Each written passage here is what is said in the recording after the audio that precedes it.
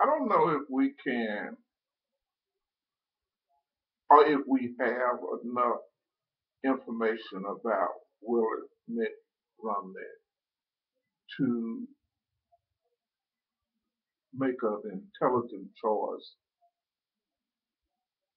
when it comes to picking and choosing the 45th next president.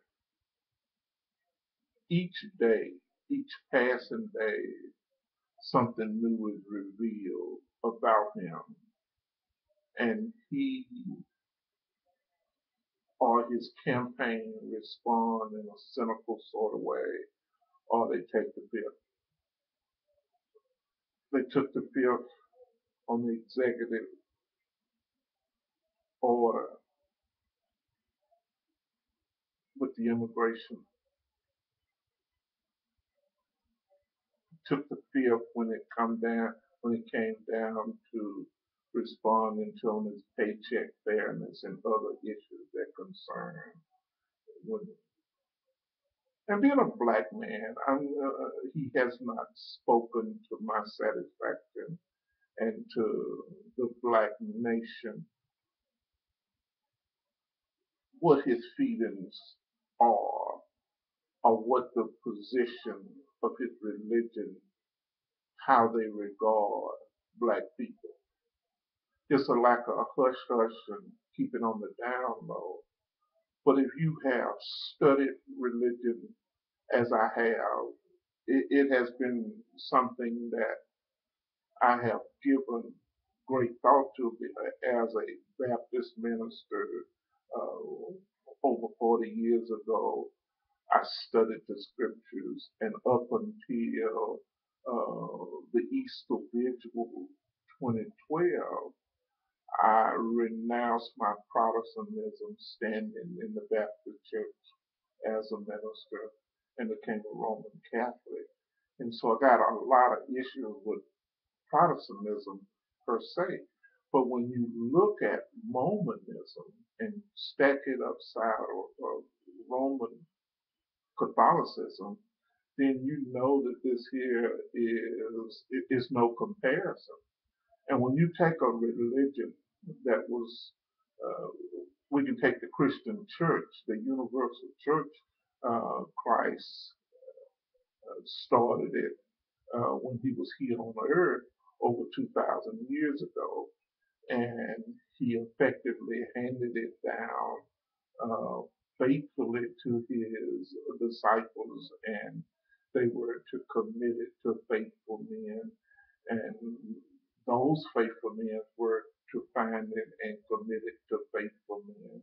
And you have a church that has been here for over 2,000 years, and you bring in a man that was kind of tilling the soil in New York City 700 years ago, or perhaps less, but really less. But this happened in the 1700s, if I'm correct, and found some plates, and in it, they start talking and believing that this was the fulfillment to, or the, well, you have to say the inadequateness of what Christ himself did, and they have the completeness of it.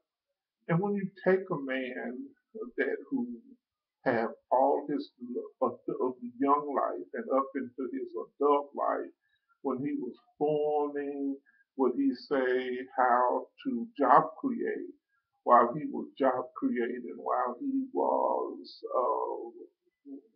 organizing bank capital, he believed that myself, a black man, was cursed by God, that I bore the mark of Cain, and my blackness was to be shown, and they had nothing to do with it. It was outlawed in their church. No black person had access to heaven, could not be a priest, could not save himself at all. and it was a burden to them to use us in a manner that would be profitable to them, and it helped them enrich themselves in this world. So now you got this here guy, and this is the no man have ever sought the president and had that believes such things as he believed. And we have kind of taken the fifth ourselves to not to talk about it. And with him encasing himself in the Fifth Amendment to not to bear false witness against himself or not to give a statement that might incriminate him, he doesn't say anything and just say, I don't believe that anymore.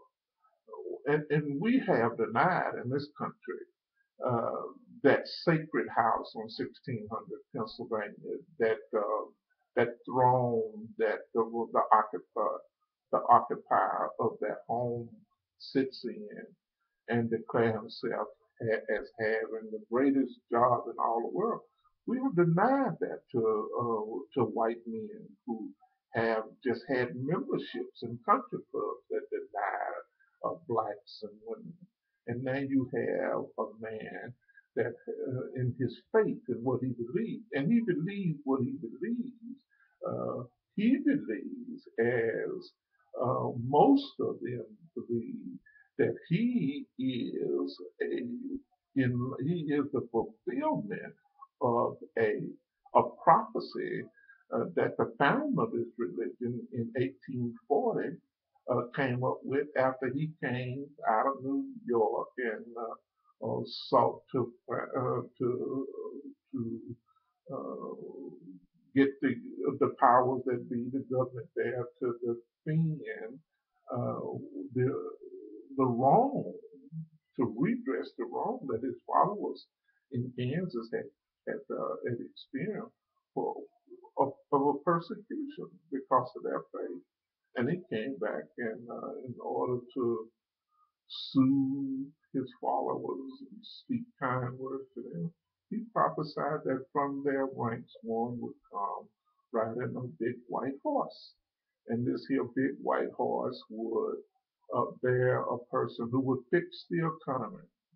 And he would come, would usher in, and he would be the one and just have a situation like this here where uh, there are great concerns that the economy, the world economy is tanking. We're concerned about Greece, and we're concerned about Spain and all these other places. And you hear this here right wing extremists who have taken over the party that he is presumptively the nominee.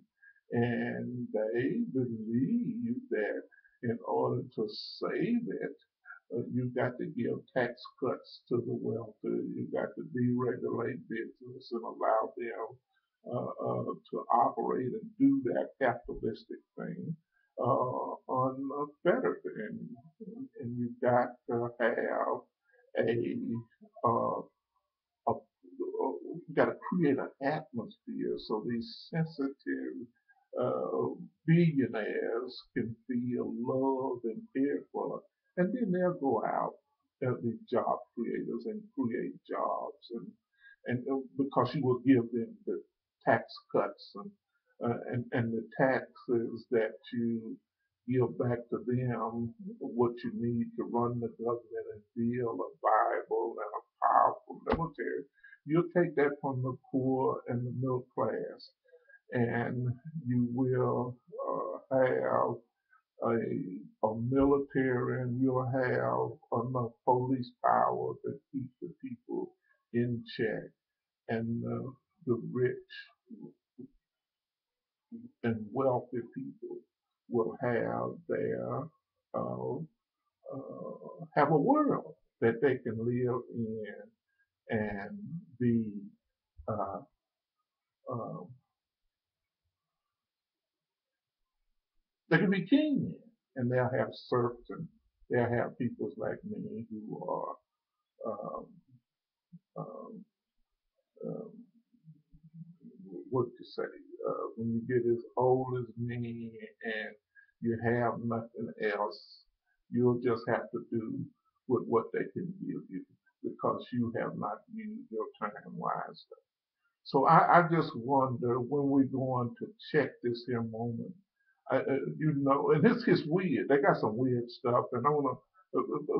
His underwear. I've never kind of got onto that. I understand that blacks, he doesn't, didn't have a great love and appreciation for blacks, and I know at one point they were baptizing Jews because they believe in baptizing the dead in heaven. And the Jewish powers that be said, stop it, don't do that. But they was going to taking the Holocaust victims and sprinkling, singing words and baptizing them and getting them ready for heaven and said, stop it and do that. But all the while they were doing that, they wasn't coming over here and saying that to African Americans. I've lived in African American communities all my life, and I've never seen a missionary moment uh, in my neighborhood trying to save my soul at all. But he got these, it's a legend because I've never seen a moment out of his clothes. I've never seen him disrobe, but if I'm to believe what I believe in my research, in my reading about Mormonism, then I know that he got a special underwear, and it's not Hanes, and it's not Fruit of the Loom. But since we have always, since the Bill Clinton day, we have always asked the nominee about his underwear, and I can't wait to ask to know someone asking Romney, is his underwear boxers or brief?